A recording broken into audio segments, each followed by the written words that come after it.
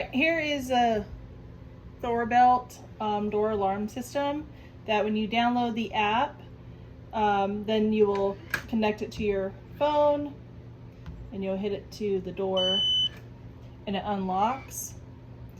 And then once it's unlocked, you can open your door or you can hit it again and it locks.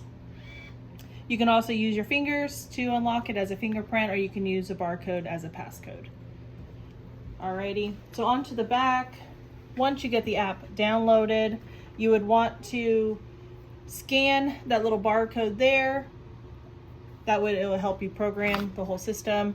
There's a little tiny black button on the very far back that takes the 4 batteries. You want to press that so that way it resets the system, so that way you can program it to your likings.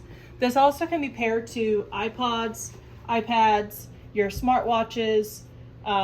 You can also share it with family members as well.